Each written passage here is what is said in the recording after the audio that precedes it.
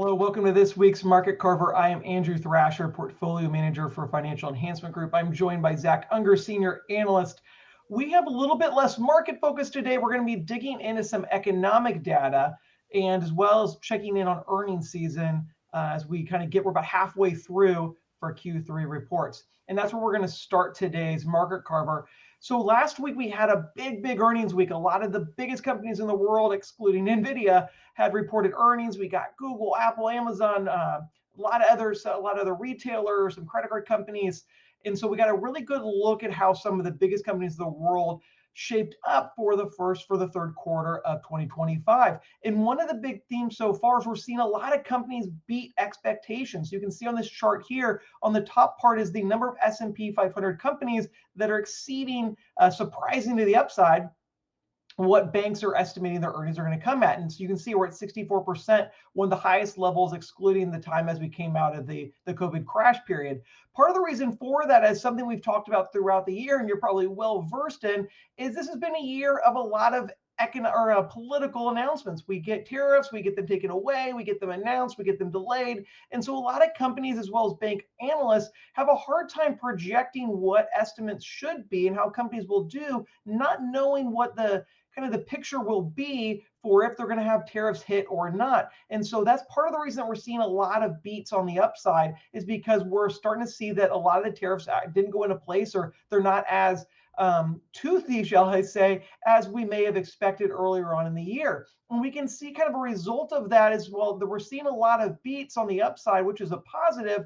We're not seeing a big reaction to the stocks, and part of that is because they're not putting a lot of emphasis on the earnings surprises for this quarter. If we look at the next chart, it shows us when a company reports their earnings, what does their stock do when they do beat expectations? So they come out, they make more money than what Wall Street was expecting, then how does the stock respond? What this chart's showing is the excess return versus the S&P 500 on the days that they report. So when they do have a beat on their earnings, what we see is typically they get 32 basis points higher of return than the market, which, as you can see, is not really a lot. Typically, the average is 98 basis points. So we're about a third less than, just a third of what we typically see companies get. So this is telling us that they're not getting a huge reward for those beats. Again, is relatable because we're not seeing analysts, or a lot of analysts give a lot of credence to the information we're getting from Q3, because we still expect that things could possibly be a little bit rockier going forward. And so the stocks aren't getting the boost that they typically do.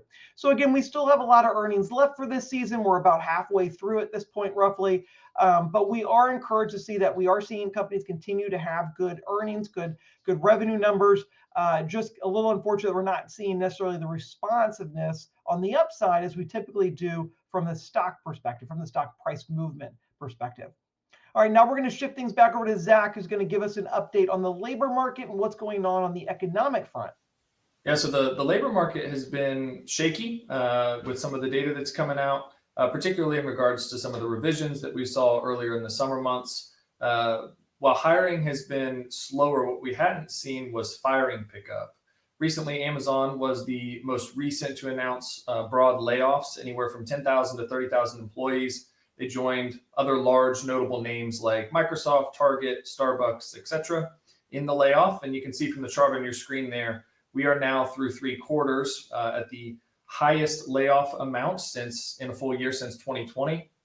Obviously, the the government shutdown and the lack of data coming out right now, particularly around the labor market, makes it hard to contextualize some of this. There's certainly more color that we would like added, and we anticipate that will come once the government reopens. But right now, what we know is that we are starting to see firing pick up, which is a bit of a new piece of the puzzle here.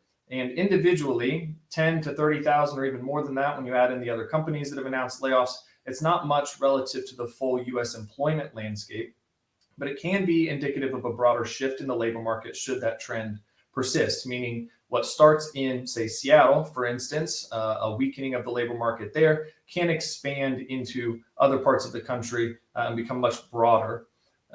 If we were to turn into something much broader, likely what we would see is that impacts the U.S. consumer. Ultimately, the U.S. economy would not be positive, would be our expectation. How that impacts equities is another conversation. But if this trend continues, Certainly something we'll keep our eye on. But if this trend continues, likely not positive for the overall economy.